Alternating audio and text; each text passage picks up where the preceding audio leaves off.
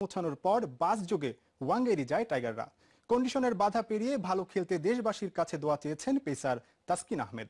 হাসান তারিকের পাঠানো তথ্য ছবিতে ডেস্ক রিপোর্ট। নিউজিল্যান্ড সিরিজের প্রস্তুতির জন্য গেল এক সপ্তাহে বাংলাদেশ দলের ঠিকানা ছিল অস্ট্রেলিয়ার সিডনি, যেখানে ব্ল্যাকটাউন স্টেডিয়ামে ব্যাটে বলে প্রায় 4 দিনের সেশন পার করে মুশফিক মাশরাফিরা। ছিল দুটি প্রস্তুতি ম্যাচও, যার একটিতে হারলেও জয় ছিল প্রথমটিতে। তবে ম্যাচের ফল ছাপিয়ে কন্ডিশনের সাথে পরিচিত হয়েছিল হাতুরু সিং শিষ্যদের বড় প্রাপ্তি। প্রায় 1 কোটি টাকা ব্যয়ে এক সপ্তাহের ক্যাম্প শেষে রোববার সকালেই বাংলাদেশ দল পাড়ি দেয় তাসমান সাগর। সিডনি বিমানবন্দরে বিদায় বেলাও ছিল ভক্তদের ভিড়। যে এটা আসলে অনেক ভালো ট্রেনিং ক্যাম্প ছিল আমাদের জন্য। এখন আমরা নিউজিল্যান্ড যাচ্ছি, সবাই দোয়া করুন। প্রায় 3 ঘন্টা বিমান ভ্রমণ শেষে টাইগাররা পৌঁছায় অকল্যান্ডে। প্রবাসী বাংলাদেশিদের উষ্ণ অভ্যর্থনা অপেক্ষা করছিল সেখানেও। বাংলাদেশ অ্যাসোসিয়েশন অফ নিউজিল্যান্ড বানজির দেওয়ার সংবর্ধনায় সিক্ত হন পুরো দল। বানজি প্রেসিডেন্ট জাহাঙ্গীর আলম মিন্টু আর সাধারণ সম্পাদক মেহেদি শিশির ফুল দিয়ে স্বাগত জানান প্রিয় মাশরাফি মোস্তাফিজদের। কিছুক্ষণ বিশ্রাম শেষে বাসে করে টাইগাররা রওনা দেন ওয়াঙ্গেরির উদ্দেশ্যে। নিউজিল্যান্ডের উত্তরাঞ্চলের এই শহরেই বাংলাদেশ খেলবে সফরের একমাত্র প্রস্তুতি ম্যাচ। কলহাম ওভালে আগামী বৃহস্পতিবার একদিনের গা গরমের ম্যাচে বাংলাদেশের প্রতিপক্ষ নিউজিল্যান্ড একাদশ। এরপর 26 ডিসেম্বর ক্রাইস্টচার্চে 3 ম্যাচের ওয়ানডে সিরিজের প্রথম ম্যাচ। তার আগে 21 ডিসেম্বর ঘোষণা করা হতে পারে ওয়ানডে সিরিজের দল। তাহমিদ আহমেদ, যমুনা স্পোর্টস। জানাবো অনূর্ধ্ব-19 এশিয়া কাপের খবর। নিজেদের তৃতীয় ম্যাচে পাকিস্তানের কাছে 1 উইকেটে হারলেও গ্রুপ সেরা হিসেবেই সেমিফাইনালে পা রেখেছে বাংলাদেশ। আর জিতেও গ্রুপ পর্ব থেকে বিদায় নিতে হয়েছে পাকিস্তানকে। শ্রীলঙ্কার দলে প্রথমে ব্যাট করতে নেমে আফিফ হোসেন আর মোহাম্মদ রাকিবের ব্যাটিং দৃঢ়তায়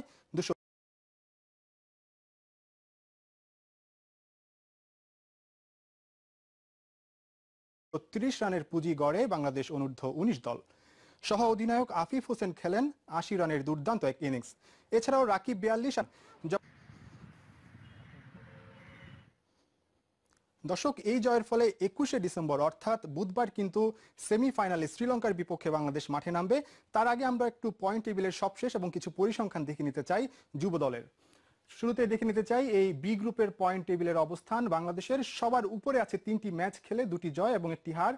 পয়েন্ট টেবিলের 9, 2টি জয়ের সাথে একটি বোনাস পয়েন্ট পাওয়ার কারণে কিন্তু বাংলাদেশের পয়েন্ট হচ্ছে 9 এবং তাদের নেট রান রেট ভালো থাকার কারণেই কিন্তু আসলে গ্রুপের শীর্ষ দল হিসেবে তারা সেমিফাইনাল নিশ্চিত করেছে। অন্যদিকে পাকিস্তানও কিন্তু এবং আফগানিস্তানও কিন্তু 2টি করে ম্যাচ জিতেছে, কিন্তু তাদের সেই ক্ষেত্রে রান রেটের একটি হিসাব আসার কারণে কিন্তু বাংলাদেশ সবার উপরে এবং আফগানিস্তান পাকিস্তানকে হারানোর কারণে কিন্তু সেক্ষেত্রে 2 থেকে তারাও সেমিফাইনাল নিশ্চিত করেছে। এবং পাকিস্তান এবং সিঙ্গাপুর বাংলাদেশের যেই বিষয় কাজে এসেছে সেটি হচ্ছে আপনার সিঙ্গাপুরের বিপক্ষে মাত্র 5 ওভার একটি ম্যাচ তারা জিতে নেয় এবং সেখানেই কিন্তু আসলে তাদের রান রেটের পরিমাণটা বেড়ে যায়। আমরা পরের কার্ডটি একটু দেখে নিতে চাই। এই আসরে এখন পর্যন্ত 3টি ম্যাচে বাংলাদেশের সেরা ব্যাটসম্যান কারা। অধিনায়ক সাইফ হাসান, তিনি 3 ম্যাচে 132 রান করেছেন এবং তার সর্বোচ্চ হচ্ছে 67, তার গড় হচ্ছে 44। এই সাইফ হাসান কিন্তু গত সব শেষ অনূর্ধ্ব-19 দলেরও কিন্তু তিনি সদস্য ছিলেন এবং তার 50 হচ্ছে একটি। আফিফ হোসেন গত বিপিএলে আমরা দেখেছি তার বল হাতে তার পারফরমেন্স এবং সেখান থেকে কিন্তু এই যুব এশিয়া কাপে কিন্তু তিনি বেশ ভালো করছেন ব্যাট হাতে। 3 ম্যাচ এখন পর্যন্ত সর্বোচ্চ 105 রান এবং তার সর্বোচ্চ রান হচ্ছে 80 রানের একটি ইনিংস এবং 35 গড়।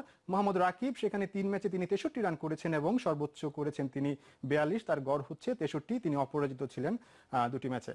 তারপরের কার্ডটি একটু দেখে নিতে চাই। সেরা বোলার কারা আসলে বাংলাদেশের পক্ষে। কাজী অনিক, তিনি 2 ম্যাচে 4টি উইকেট পেয়েছেন এবং তার সর্বোচ্চ অর্থাৎ ম্যাচে 22 রানে 4 উইকেট পেয়েছিলেন এবং তার ইকোনমিও বেশ ভালো, 3.38। এছাড়াও শাখাওয়াত হোসেন, তিনি 2 ম্যাচে 4 উইকেট পেয়েছেন এবং তার সেরা হচ্ছে 18 রানে 2 এবং নাইম ইসলাম। এরা সবাই কিন্তু আসলে যুব দলের নতুন ক্রিকেটার এবং আমরা জানি গত বিশ্বকাপে আসলে বাংলাদেশ ঘরের মাঠে কিন্তু যথেষ্ট ভালো খেলেছিল এবং তাদের উত্তরসূরি হিসেবে কিন্তু এই ক্রিকেটাররা বেরিয়ে আসবে এবং নির্বাচকরা কিন্তু আসলে তাদের দিকেই চোখ দিয়ে আছেন যাতে আসন্ন সামনে যে যুব বিশ্বকাপ রয়েছে সেখানে তারা ভালো পারফরমেন্স করবেন।